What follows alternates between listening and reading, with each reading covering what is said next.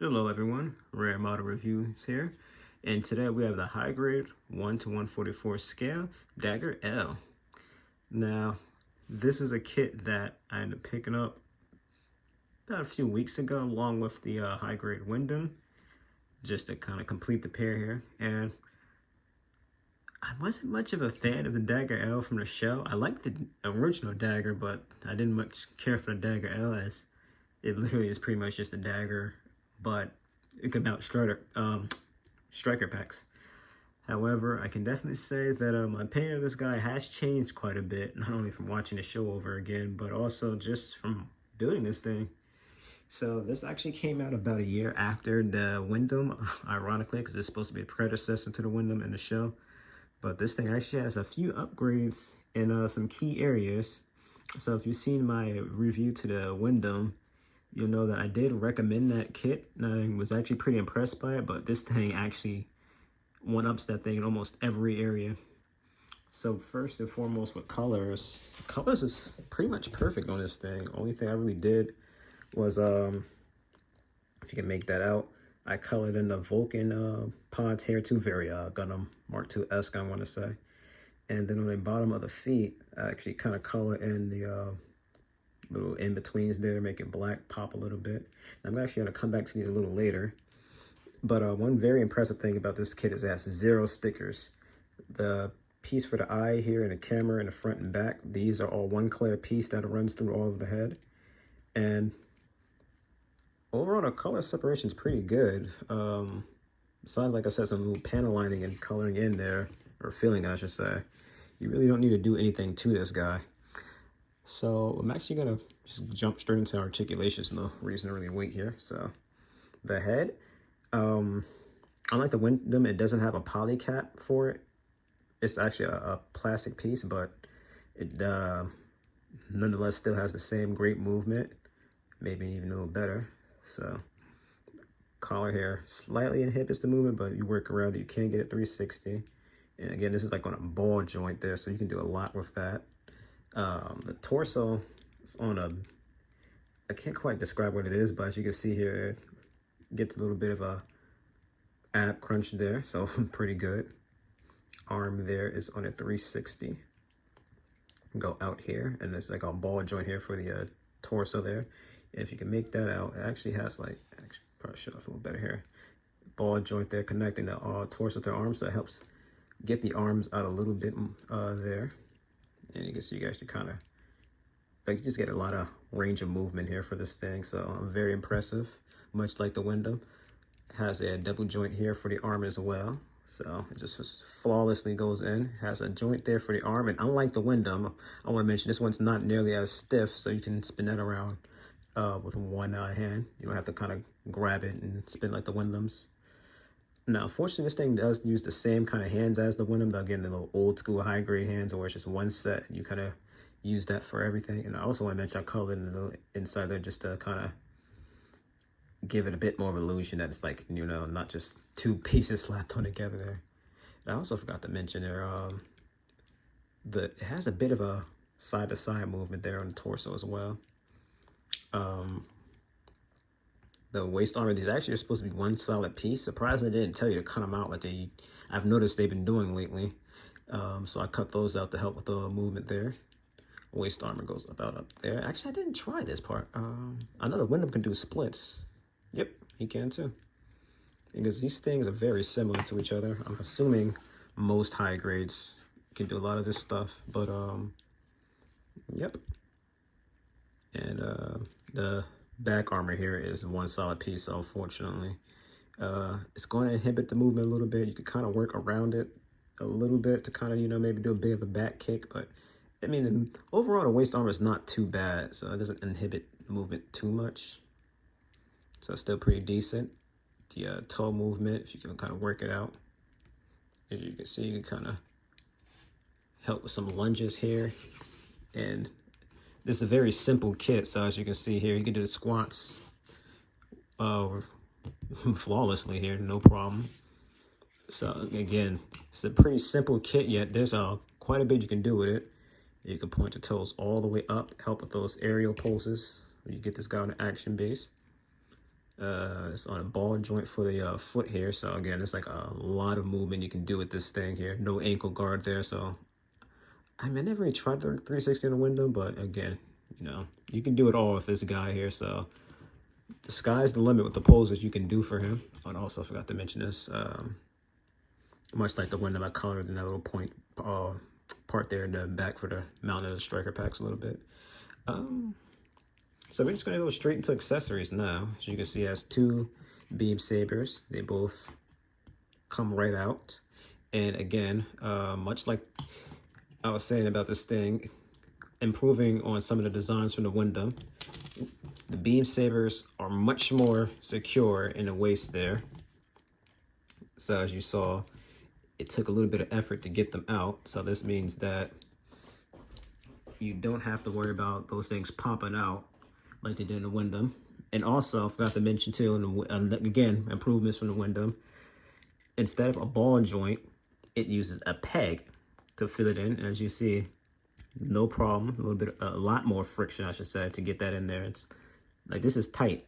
This isn't coming off. This is me spinning the waist a little bit. It's on there. So it very much improved from the Windam on that front there. And of course, it has two clear pink beams. You just spin those right on in. And they're kind of a little long, in my opinion. I don't know, maybe it's just me, but these are kind of big, aren't they? Like, this thing is almost the size of the gun. Geez, it is the size of the thing, the mobile suit. So, next up for the accessories, I'm just going to put these back in. I can't help myself. Bear with me for a second here. I got to put them in. I don't want to just throw these to the side. But also, I just want to mention the arms so far haven't popped out of the sockets for me on this, the Dagger L, unlike the Windam. And I guess I haven't really been posing it too dramatically. I mean, I'm kind of trying to put a little force in the arms, and they aren't coming out. So these use the exact same type of connection as the Windam, that they don't pop out on this one.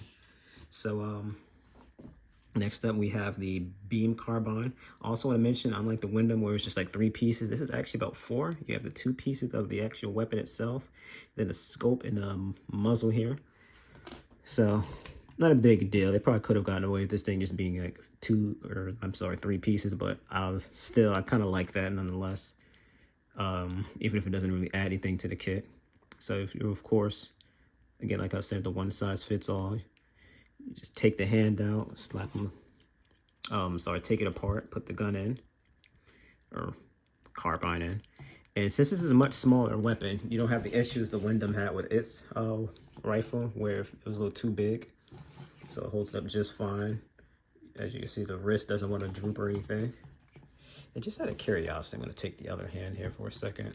I'm going to bring in the Windam's rifle.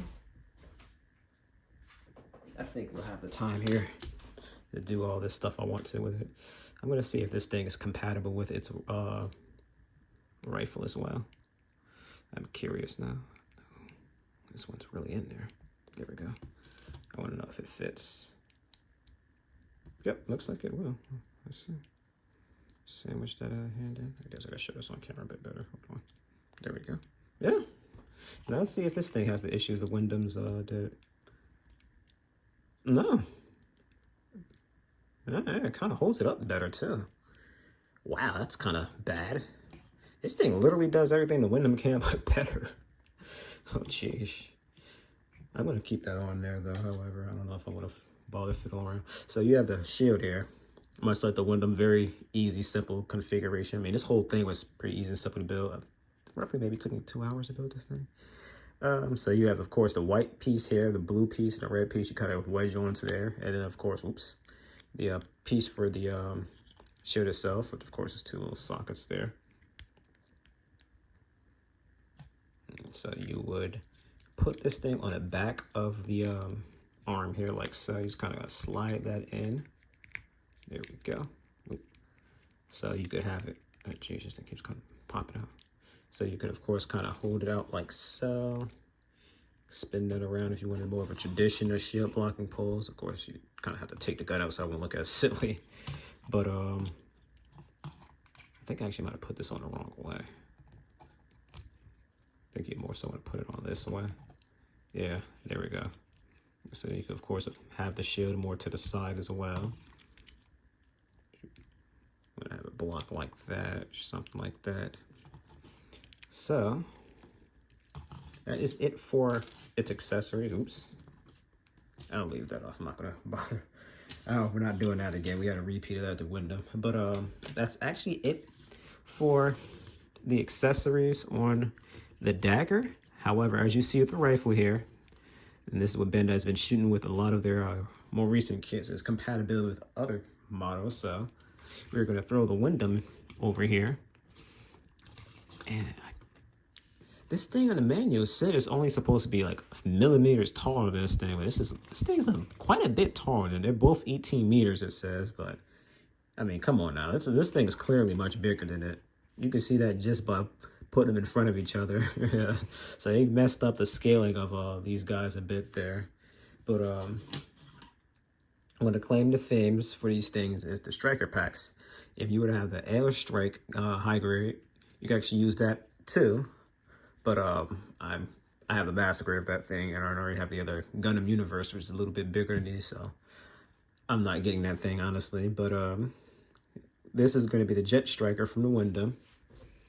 And if I turn these guys around, you'll notice they both have that similar little piece there, or whatever you want to call that, which allows you to put in the striker pack. So I'm going to borrow this guy's striker pack. And honestly, I'm not sure if I've ever seen a Dagger with a Jet Striker on in a show, but I already went over the articulation of the Jet Striker on the Windam's review, so I'm not going to show that off here, really. I just want to, of course, kind of show off that you can indeed put in that striker pack there with no issues. And I'm going to put the beam saber back in there. But yeah, oh yeah, I also forgot. Almost forgot. I actually forgot to mention this with the Windam too, but these are actually a different piece you put into the bottom of the feet there, which I really like because it helps the feet pop a little bit. And I was a little disappointed that it didn't do the same type of thing for this. I mean, I don't know how the bottom actually look like in a shell for this thing. I'm going to assume this thing's feet are accurate. But I don't know, I just feel like they could have put that same effort into the feet with this guy as they did with him. So I just want to kind of point that out. But besides that, though, like I said, yeah, I guess this thing would be at a 360 ankles there, so I was right to not bother with that. But yeah. Again, these are both great kits, don't get me wrong. However, I really got to give this guy a shout out here just because he improved on the things this guy did wrong here. Like I said, everything fits in a bit more securely and firmly in the Dagger L than the Windam. They both have great articulation. That didn't change, didn't need to be changed. But it just overall felt a bit more higher quality with the Dagger L than the Windam, you know. And I also want to mention the Dagger L. It has a lot of leftover parts. I'm assuming this is from the Strike. I can actually show these off. You have some of the poly caps here. Like I said, this is what the Windam used to connect the head with the body here. This actually is a plastic piece. And then, like I said, these are all the leftover pieces from the Strike. So I can already tell these are from the legs there. I'm guessing these are from the back of the torso here. This already kind of looks like the piece for the striker pack. This looks like from the crouch. I don't know what these are for, but these look like they're from the arm or something. So it's very interesting that they used some pieces from the Strike over. I thought they would have used more from the Dagger. Only thing they really, not the Dagger. I thought they would have used more from the Windam. Only thing left over from the Windam was the polycats plate. But again, I highly recommend the Dagger, just as I recommend the Windam, whether you're a Seed fan or you just want a nice little nifty high grade, or you just think it looks cool. If you can find a skills to get this guy, get him. Hell, pick up both of them just for the fact that you can combine the striker packs. And I mean, they both are great. Like, this thing has a few issues, but it's still not a bad kit. You know, I've definitely built a lot worse than the Windam. And sooner rather than later, I'll probably end up getting that P Bandai accessory kit to get them some more striker packs for sure. Because that's the only gripe I can honestly say I have about this guy. The fact that besides the hands being a little less premium than they could have been, just really the fact that it'd been nice if they gave it a striker pack instead of, you know, force you to do the P Bandai variants. But I feel like I'm kind of dragging this out long enough. So this is Rare Model Reviews. Like, comment, subscribe. And I thank you guys so much for watching. And tune in for the next review. Take care.